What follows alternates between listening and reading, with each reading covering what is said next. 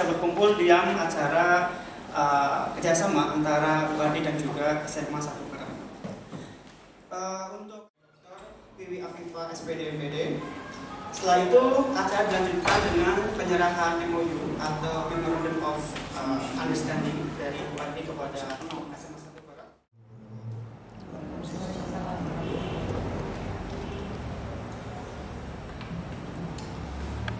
أعوذ بالله من الشيطان الرجيم بسم الله الرحمن الرحيم والضحى والليل إذا سجى ما ودك ربك وما قلى وللآخرة خير لك من الأولى ولسوف يعطيك ربك فترضى ألم يجدك يتيما فآوى ووجدك ضالا فهدى ووجدك عائلا فأغنى فأما اليتيم فلا تقهر فأما السائل ولا تنهر وأما بنعمة ربك فحدث صدق الله العلي العظيم. Assalamualaikum warahmatullahi wabarakatuh.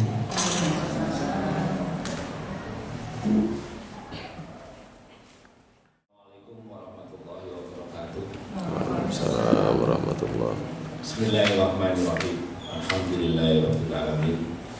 Wassalatu wassalamu ala asrofil anbiya'i wal mursalin sayyidina wa maulana Muhammadin wa ala alihi wa sahbihi ajmain wa ba'du. Yang saya hormati Bapak dan Ibu dari Fakultas Sastra, Budaya dan Komunikasi Universitas Ahmad Dahlan. Atas nama SMA Negeri 1 Perem, kami menyampaikan ucapan terima kasih dan penghargaan yang setinggi-tingginya kepada Universitas Ahmad Dahlan yang diwakili oleh Bapak Ibu yang hadir pada pagi hari ini. Ini penting, kenapa? Karena kami juga merasa sebuah anugerah Bapak Ibu. Kenapa mesti SMA Negeri 1 Perem yang menerima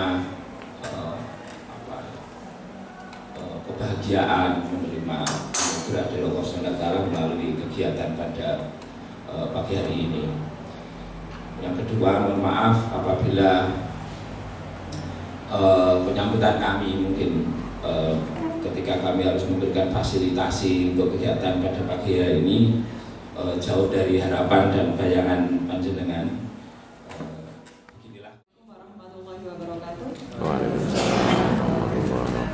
Terima kasih sebelumnya saya ucapkan alhamdulillah rabbil alamin wassalatu wassalamu ala asrofil anbiya'i wal mursalin wa maulana Muhammadin wa ala alihi washabbihi ajmain. Yang saya hormati Bapak Kepala Sekolah yang saat ini tidak tahu, Bapak Sugeng Widodo, Bapak Wakil Kepala Sekolah bidang kurikulum Bapak Dr. Andes Muhammad Sugiarto, Master of Science. Kemudian Wakil Kepala Sekolah Bapak Agus Dian Andika yang sudah memfasilitasi kita dari tim BBM dari UAD, Ibu Tristanti, Bapak Hakim dan Pak Irwan, Mas Dul, tim kami. Kegiatan ini merupakan kegiatan volunteer, awalnya seperti itu. Namun ternyata dosen-dosen dari FSRK, dari fakultas kami memiliki concern yang cukup tinggi terhadap pengabdian dan penelitian, sehingga terjadilah kegiatan ini seperti itu.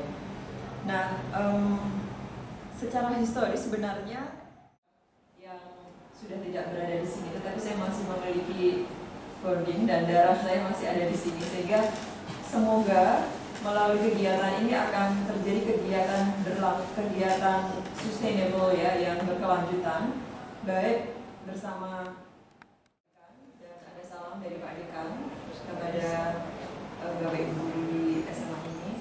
Terima kasih sudah menyambut kami untuk melaksanakan PPM. Kemudian juga harapannya ini bukan kerjasama yang pertama, tapi juga akan dilanjutkan kerjasama yang sifatnya berkelanjutan. Nah, tadi saya sangat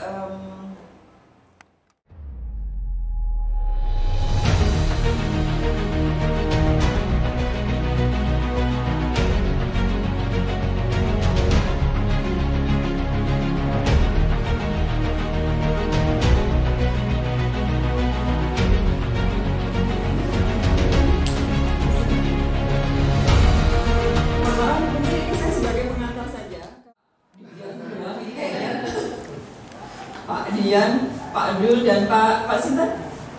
Pak Musa. Pak Musa, iya. Jadi yang akan saya bawakan jadi tentang landasannya. Kenapa kita harus mengembangkan bahan ajar itu kenapa? Dan bahan ajar yang seperti apa yang kira-kira nanti akan kita kembangkan seperti itu? Dari perspektif teori dulu, karena nanti Pak Zanuar dan Pak Irwan akan membedah secara lebih komprehensif karena beliau sudah memperoleh banyak pelatihan workshop. Jadi bahan ajar atau materi ajar itu biasanya digunakan secara interchangeable atau berganti seperti itu. Jadi secerdas apapun guru, dosen kalau nggak memiliki produk ya atau reference atau bahan ajar ya biasanya tidak terlalu tidak akan terlalu bekas. Untuk textbook, kemudian handout, LKS, CD ataupun media pembelajaran dan berbagai macam digital learning material itu juga bisa masuk dalam bahan ajar. Nah, Taulimsan di tahun 2012 itu membagi menjadi 5 jenis bahan ajar. Yang pertama adalah bahan ajar yang sifatnya informatif, kemudian bahan ajar yang sifatnya instruksional, eksperimental, eliciting dan menstimulasi seperti itu, atau exploratory, mengeksplor seperti itu. Nah, next, kemudian dari kategori di sini hanya beberapa ya, tentu akan sangat banyak sekali ya kriteria bahan ajar yang efektif. Kalau saya lebih suka mengambil Dick and Gary ya, karena personally saya lebih mudah memahami apa pendapat dia. Saya mengambil sebuah kutipan dari Sapir-Whorf. Jadi mereka itu mengatakan bahwa bahasa itu tidak sebatas identitas. Jadi misalnya orang kerap menggunakan bahasa Jawa itu berarti orang Jawa, tidak sebatas itu. Tapi bahasa itu juga mengatur tingkah laku ya, menentukan cara berpikir. Jadi ketika bahasa yang digunakan itu juga baik dan juga mungkin bisa mewakili apa yang dimiliki oleh masyarakat, itu juga akan menjadikan dia sebagai orang yang berasal dari karakter sendiri. Ya, jadi memang sangat terikat ya seperti itu. Selanjutnya, ya, jadi sini saya mau menerangkan secara singkat saja seperti Dwi ya, sangat singkat dan padat begitu. Ada 4 yang ingin saya sampaikan terkait dengan bahasa. Yang pertama adalah hakikat dulu. Yang kedua sasaran. Yang ketiga ragam, dan yang terakhir adalah penalaran bahasa. Terkait dengan hakikat, mungkin banyak yang mengatakan bahwa bahasa itu kan sebatas misalnya cara komunikasi gitu ya, kemudian juga tulisan dan sebagainya. Tapi mungkin kita harus tahu dulu bahwa bahasa itu adalah proses berpikir. Jadi bahasa itu adalah tidak sebatas apa yang kita keluarkan dari mulut. Seorang manusia itu memulai bahasa. Fase yang pertama adalah dari usia 0 ya sampai usia 12 tahun, kemudian 12 tahun sampai dewasa. Jadi pada fase 0 sampai 12 tahun disebut dengan berpikir konkret. Jadi perkenalkan, nama saya Kristanti Apriani. Kita santai aja ya, Bu ya? Saya sudah santai. Iya, sudah santai. Harus santai dalam kondisi negara yang sedang tidak santai. Iya, tidak baik-baik saja, dan kita terlalu santai 2 tahun kebelakang ya, sangat santai ya, di rumah mengajar, belajar juga dari rumah, belanja juga dari rumah. Nah ini yang repotnya, belanja dari rumah ini. Baik, sebelumnya saya ingin meluruskan Bapak Ibu Bu, ini Mbak Bibi ini sembarangan aja. Menyebut-nyebut nama Haris yang orang nggak tahu itu siapa gitu ya. Jadi tadi disinggung, mohon maaf gitu, ada nama-nama yang di luar tim kami disebut gitu. Itu suami saya. Dasar ya. Jadi suami saya kebetulan mengabdi pada negara. Bekerja di Kementerian Pendidikan dan Kebudayaan di Jakarta. Kalau tanya direktoratnya ya biasa ya, namanya kita abdi negara pindah-pindah ya. Jadi suami saya pernah di Balitbang, pernah di Dikti, pernah di Dasmen, pernah di Sekjen, pernah di apa lagi? GTK sih yang belum pernah ya. Dan terakhir GTK-nya tapi yang belum pernah. Dan sekarang kebetulan di Direktorat SMK sudah, berarti hampir 10 tahun nih belum dipindah dari direktorat, dan ada wacana mungkin dalam waktu dekat pindah lagi ke Dikti gitu. Saya dekati ke Bekasi pun, dulu saya tinggal di Bandung, suami di Jakarta. Ketika saya dekati ke Bekasi pun ya akhirnya LDR ya, karena kalau di kementerian kan tidak diam dia putar terus gitu, supervisi lah apalah gitu ya, monef dan lain sebagainya. Jadi memang sudah bisa diarahkan gitu. Nah, tapi saya coba ini untuk SMA. Nah, sedikit daerah Jawa Timur. Pak Zar juga mau Nanti Bu, ini ada sesi yang lain. Assalamualaikum warahmatullahi wabarakatuh. Waalaikumsalam warahmatullahi wabarakatuh. Alhamdulillah Bapak Ibu, kita bisa bersama-sama di acara workshop ya, dan pendampingan pengembangan bahan ajar tematik berbasis local wisdom. Dan pada kesempatan hari ini saya akan membawakan tema lebih spesifik, yaitu ke bahasa Inggris. Jadi nanti mohon maaf, mungkin kita akan lebih berdiskusi dengan beberapa guru bahasa Inggris terkait dengan pembuatan bahan ajar yang bersifat lokal genius. Jadi perkenalkan dulu ya sebelum saya membahas lebih lanjut tentang materi yang akan saya berikan. Saya Zanwar Hakim, matematika. Kalau di kampus mahasiswa itu sering memanggil saya siapa Bu? Pak Hakim ya. Kalau rekan-rekan dari Tiongkok itu ada yang memanggil macam-macam, ada yang Pak Zan, ada yang Mas Idola dan sebagainya, itu sebutan saya di kampus. Tapi saya ingin mengenalkan bahwa saya lulus S1-nya itu dari Semarang, dari UNES.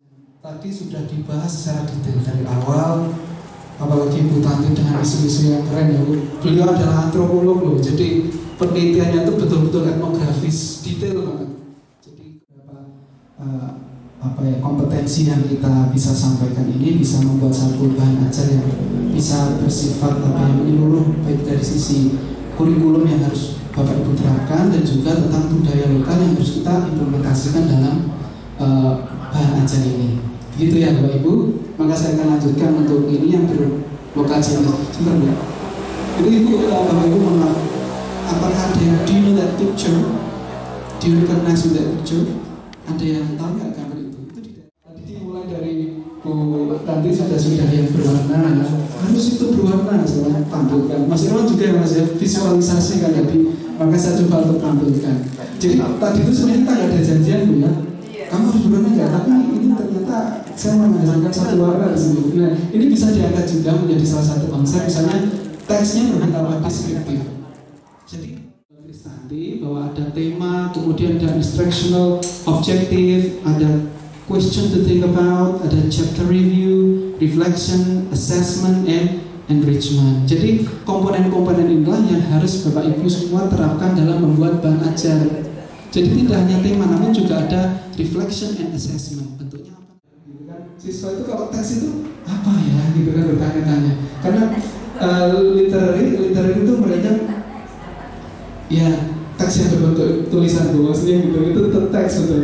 Ketika disajikan dengan satu awal di sini yang ahli membuat seperti ini, didatangkan di kelas saja, datang selama 15 menit atau 20 menit ya, cerita tentang makanan saja, biar siswa senang.